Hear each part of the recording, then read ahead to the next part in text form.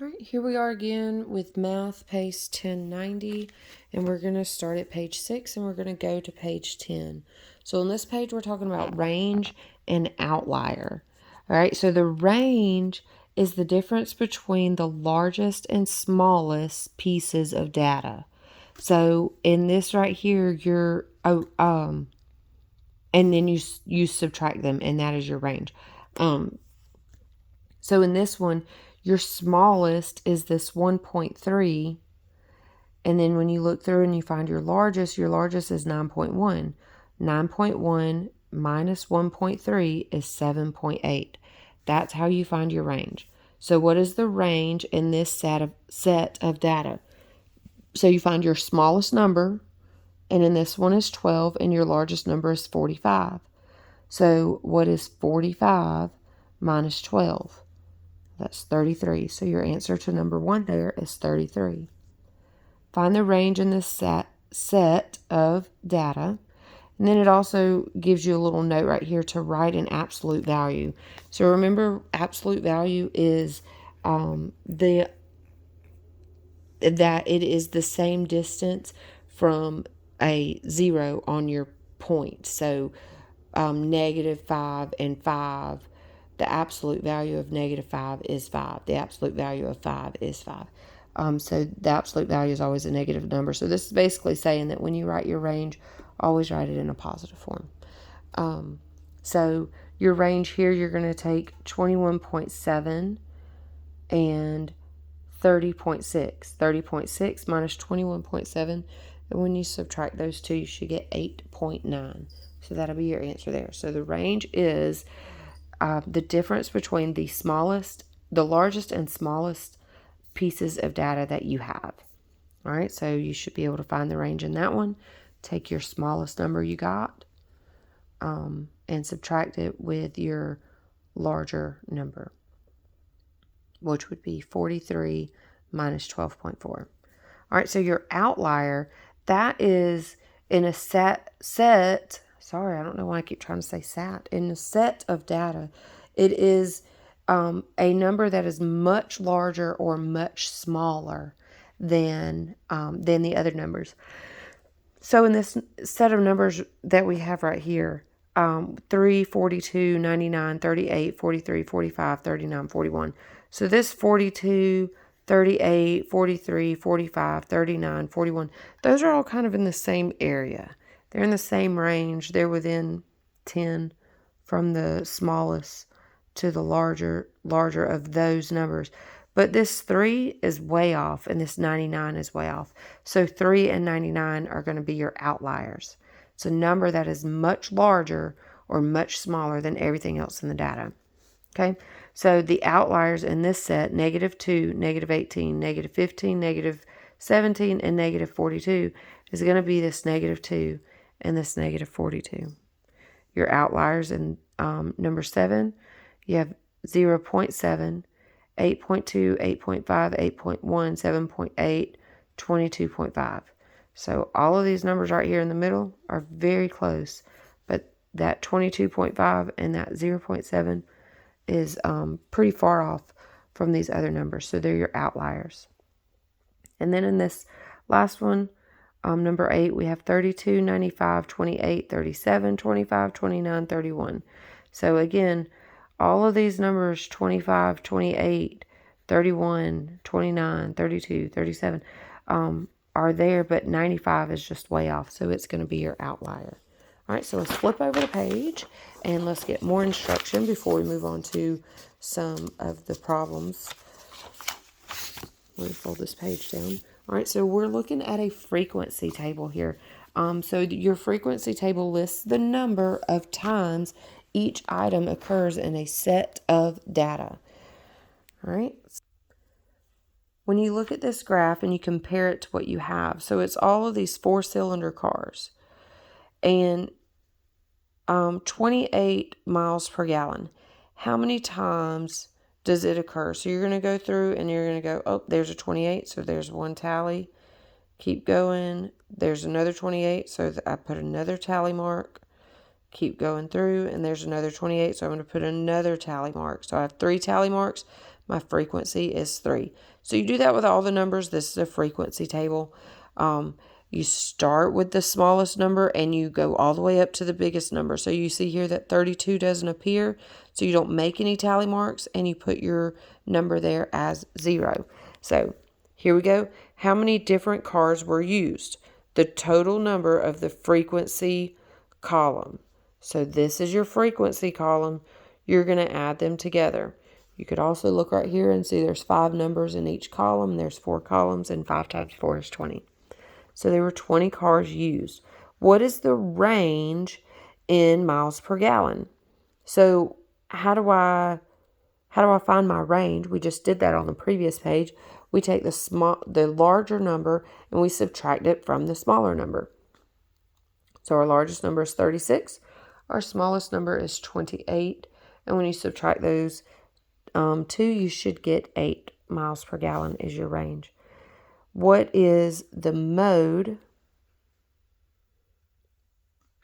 And your mode is the miles per gallon with the greatest frequency.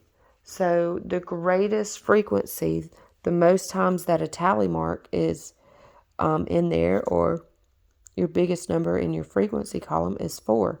So your answer to number 3 is 36. The mode is the miles per gallon with the greatest frequency. And then which miles per gallon has a frequency of 2? So just look at your frequency and you come to 2 and your answer is 30. All right, so then right here when you're finding your mean, you're going to take the sum of the product of each miles per gallon and its frequency. All right, so you're going to take the sum of the product of each miles per gallon and its frequency. So your product is your miles per gallon and your frequency. So 28 times 3 plus 29 times 1 plus 30 times 2 plus 31 times 3 plus 33 times 3 plus 34 times 1 plus 35 times 3 plus 36 times 4. So why does it multiply that? Why does it say 36? Because over on the other page, we were just adding all the numbers together and dividing it by however many we had. You can still do that if you want to. 35 plus 28 plus 31 plus 30 plus 35 plus 33 plus 33. You can still do that, or you can do it this way. Either way, it doesn't matter. This right here is just less writing. So you do that, then you divide it by 20. You should get a number right there, somewhere around the 32 mark. And then what is the median miles per gallon? So remember, that is your number that is in the middle. And if you were to write all of these out, you would end up with 2 numbers in the middle because that's an even number. So you'd end up with 2, and it's going to be probably 31, somewhere between 31 and 33 is your median. Okay, so now problem number 1 over on page 8.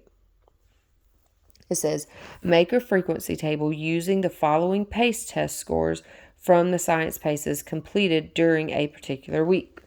All right, so you're going to have a column that is test scores. You're going to have a column that is tally.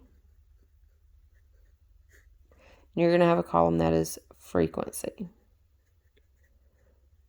So my advice to some of you who just take the easy way and figure this up in your head and don't do the tally marks and the frequency, this is most likely going to be on your test to do this. And if you don't do the table, then you will not get full credit. Okay, so your test scores are 100. And how many times does 100 appear? I got 1, 2, 3. So my frequency is 3. My next number here is 92. So I would really rather just go ahead and put these in numerical order from top to bottom, because I'm probably going to have to find my median. Yep, there it is. Find the median score. So it'd be easier just to go ahead and do it right here. So I've used my hundreds and I marked them out. So what is my next highest? It looks like it's going to be the 96. right there. And I only see one of those, so I put a tally mark of 1. Now remember, you're supposed to do 100, 98, 99, 97, 96, 95, 94. I'm not doing all that because I'm the teacher and I don't have to. So my next is going to be this 95. So I have a 95 there, tally mark. Let's see, draw my little line right there. I have a 95 there, so another tally mark. 95 there, and a 95 there. So there's 4. Okay. So what is after 95? It's going to be this 94. And it appeared one time. And just going through, I don't see any other ones, so just 1. Right? Maybe your table and your lines look better than this, but if not, not a big deal. All right, so next is going to be that 92. So I'll mark it out. I got 1 tally mark. And I don't see 92 anywhere else, so it looks like it appears one time. And then the next one, I think I saw, 90. So 1 tally mark for this one, and then a tally mark for that one on the end, and that gives me 2. And then the last one is 88, I believe. So 88.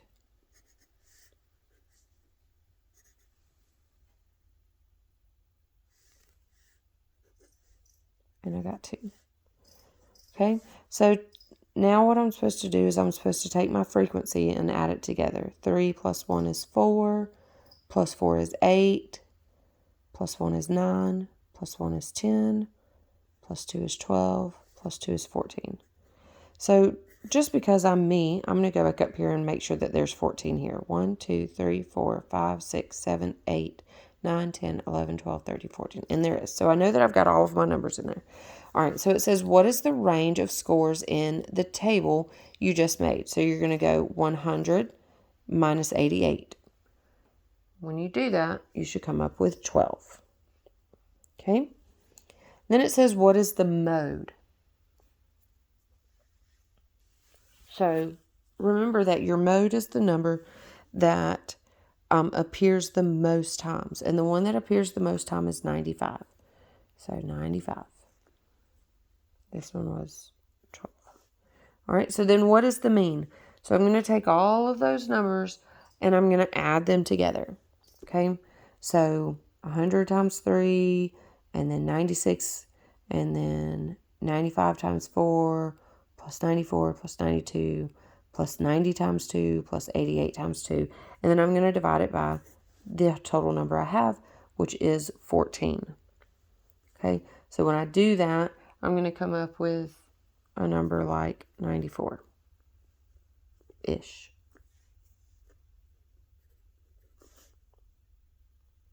Okay, and then find the median. So I have 100 3 times.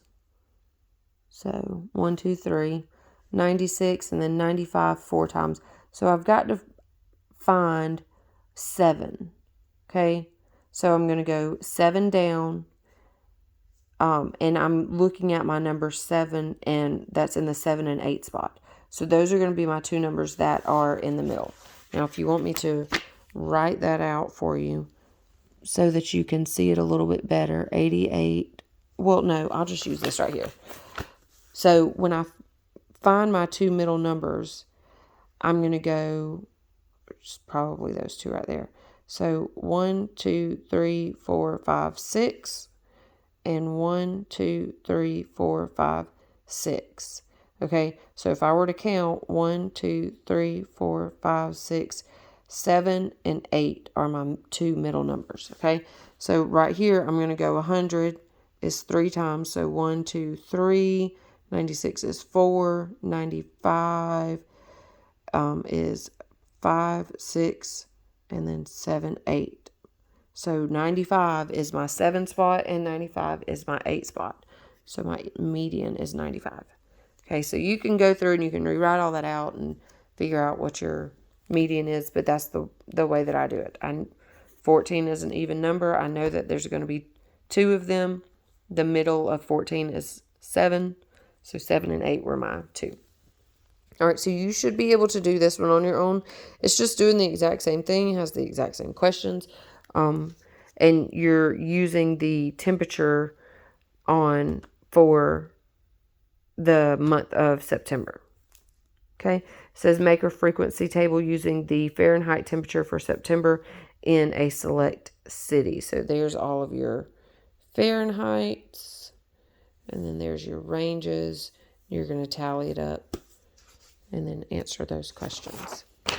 All right, so now over on page 9 and 10, let me open this book up. And this is the last 2 pages that we're going to do here.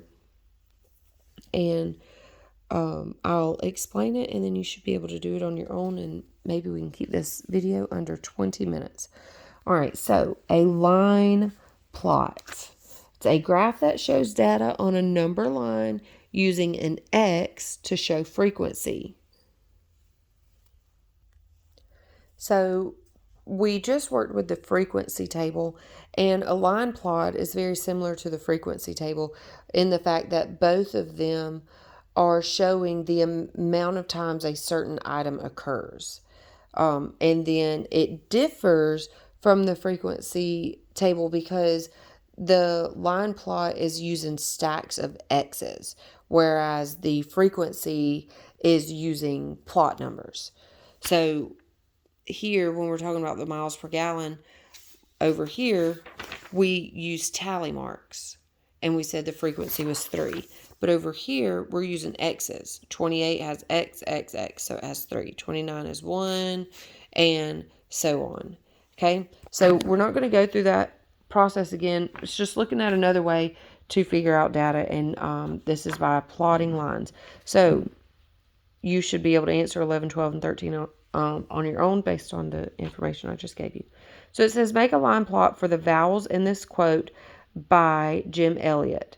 He is no fool who gives what he cannot keep to gain that which he cannot lose. All right, so what are vowels? Vowels are A, E, I, O, U. All right, so we're going to draw a line and a line and a line and a line up because we like to draw cursive lines. And it's cursive because it's all wiggly. All right, so now how many times does each vowel appear in this quote? All right, so we're going to start with A. We're going to go, he is no fool who gives what? So there's 1. So X. He can, there's 2. Not keep to gain, there's 3. That, there's 4. Which he can, there's 5. Lose. All right. So now we're going to go to E. He, 1. Is no fool who gives, there's 2. What he, there's 3. Cannot keep, there's 4 and 5.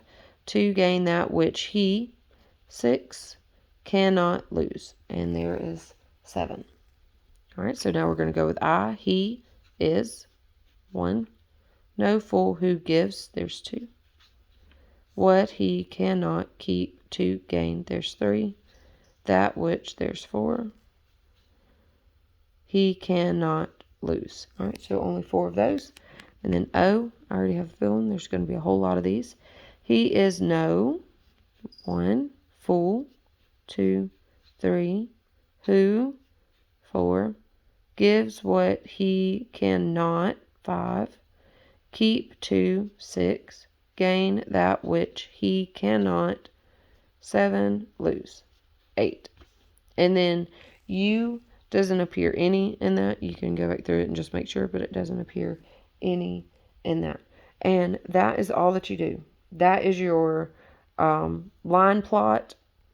It's very simple, very straightforward, no magic tricks to it. So you're going to set this one up the same way. You're just going to put your numbers across at the bottom, 12, 13, 14, 15, 16, 17 is the highest number that you see. You'll just put them across at the bottom, draw your little lines up so that you don't get them mixed up. And then however many times 12 appears, that's how many X's you go up. Same thing there, same thing there. And then it says complete the following activity over here at the bottom. And it says find the range. Oh, I'm sorry. Complete these activities, round to the nearest tenth, write the answer in the blank. All right, so